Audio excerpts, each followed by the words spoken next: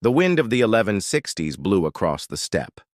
In that wind, a child named Temüjin was born, the son of a tribal leader, but condemned to loneliness at a very young age.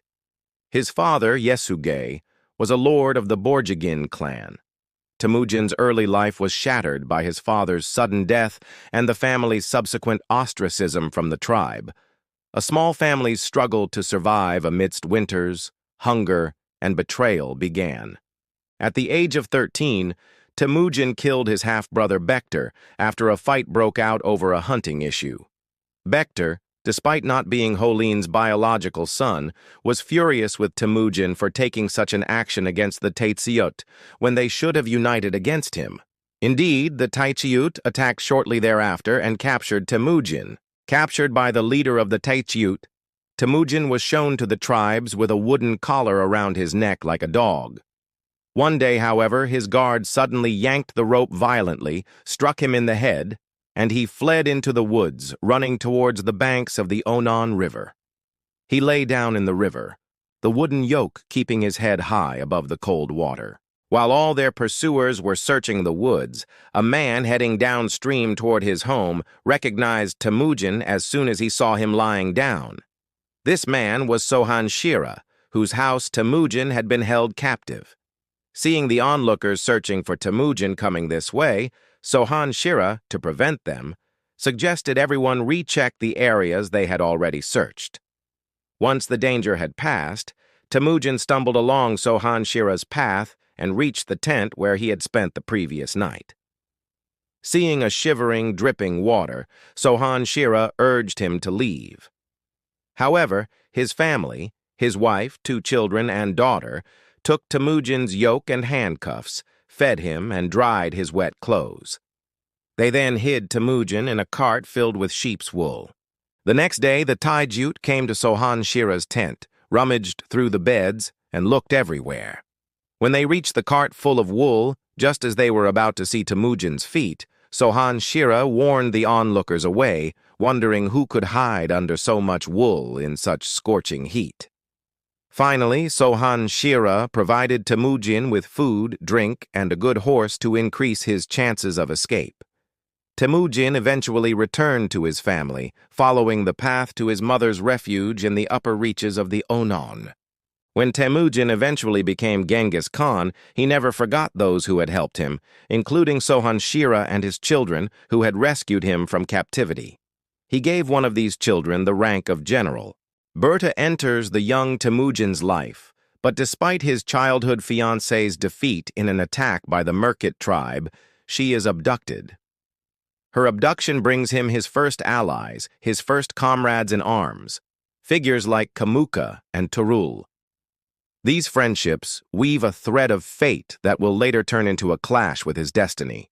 Kamuka, once his bosom buddy, will later become a mortal enemy, while Turul will become both a mentor and a rival. The young warrior was no longer a solitary figure. He was slowly amassing ranks, followers, and fear.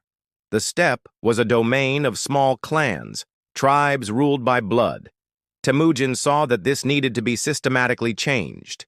He forged alliances and offered marriage bonds, but he also became an unlikely ruler, a new order that legitimized discipline and rewarded loyalty. As Temüjin's power grew, his blood brother, Jamuka, was the first to rebel against him. The Tatars, Merkits, Naimans, Oirads, and Taykuts drew closer to Jamuka and formed an alliance, making Jamuka their leader with the title of Gur Khan, universal leader, in 1201. Against Jamuka's force of 3 divisions, Temüjin had a force of about 3 divisions. During the battle, Jamuka's strategy led Temüjin into a trap. A hail of arrows missed Temüjin and struck his horse's neck, killing him. After Temüjin changed horses, another poisoned arrow struck him in the neck. His brother, Hatsyun, and about 70 of his men were captured by Jamuka. After his victory at Dalan Baljut, Jamuka became a brutal force. He allegedly had 70 prisoners brutally executed by throwing them into boiling cauldrons and humiliated the corpses of leaders who opposed him. He beheaded Temüjin's brother, Hatsyun, with his sword and tied his head to his horse's tail. He cut off the fingers of captured archers and had scouts' eyes pierced with iron. This was intended to psychologically intimidate them. When Temüjin regained his health and received the news of his brother's death, he showed no reaction. This suggests he was not particularly upset by his brother's death, or perhaps he had grown accustomed to death. However, he became increasingly determined to seek revenge. Temüjin's death, despite being shot, further enhanced his prestige among his soldiers, and they, gaining spiritual strength from this, attacked Jamuka again. As a result, Jamuka's army disintegrated. Jamuka lost his support and was left with only 5 close friends. However, these close friends refused to sell him out, captured him, and handed him over to Temüjin. Just as Temüjin showed no mercy to all traitors, he showed no mercy to them either. He ordered the destruction of all generations of those who betrayed their own Khan and had them executed. According to the secret history, Temüjin offered to reunite with Jamuka and join his forces. Jamuka refused, requesting that he be executed without bloodshed, as befits a nobleman, and that his body be buried in a high place to show respect. Temüjin replied, "If you refuse to spare my life, I will have you killed according to your own wishes, without bloodshed." He ordered his body to be broken, his neck bones broken. In 1206, a great congress convened. The disparate Mongol tribes were united under a single authority. Temüjin was now given a new name, Genghis Khan. This moment marked the end of the fragmented order of the steppe and the beginning of a centralized authority and new rules. Genghis Khan established his power not simply through tyranny but through system. He created a modern military organization by dividing his army into units of 10, 100, 1,000, and 10,000 men. He introduced a merit-based promotion system and recruited slaves, artisans, and experts into his army. He also developed a disciplinary system known as the yasa, a collection of commands and prohibitions, a system that would become the backbone of the empire. Genghis Khan was now building an empire. The borders had to extend beyond the steppe. The first targets were the rich lands of northern China, the Tangut, Xixia, and Jin states. Mongol armies learned to overcome sieges with unparalleled mobility, top-notch horse archers, and flexible tactics. Engineers brought from China and the West used siege engines, catapults, and towers. City walls were breached one by one. The westward shift was even more dramatic. A diplomatic crisis with the Khwarezm Shahs, one of the states along the Silk Road, escalated into a major military intervention. The campaign, which began in 1219, expanded as swift cavalry units besieged and destroyed cities. The Mongol army's psychological warfare, use of intelligence, and ruthless deterrence shook the entire region. Before his campaign against the Khwarezmians, Genghis Khan had not forgotten the attitude of the Western Shia dynasty, known as the Tangut Kingdom, which had submitted to him and from which he had requested military assistance.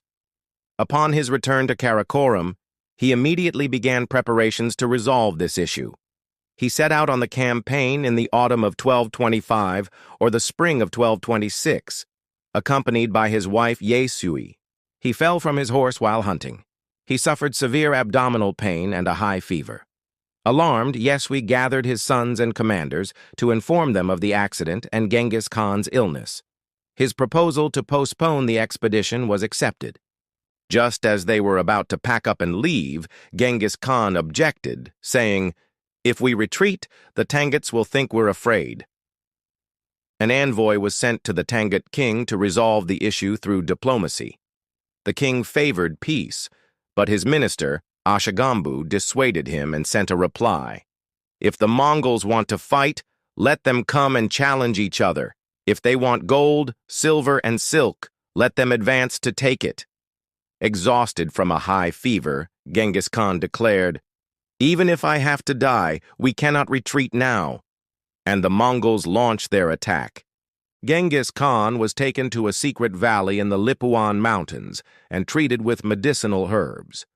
Meanwhile, the Mongol army had so devastated and plundered the region that the Tangut king was forced to sue for peace, but he was not brought before Genghis Khan. He was only allowed to go to the front of his tent. It was impossible to hide the truth, but the news had to be kept secret. Genghis Khan said, "Let no one learn of my death. Never weep or mourn, so our enemies will know nothing. When the Tangut rulers and people leave the city at the appointed time, destroy them all." The Tangut king was subsequently killed, Yenchuan city was plundered, the rulers' tombs were opened, and the people were completely wiped out.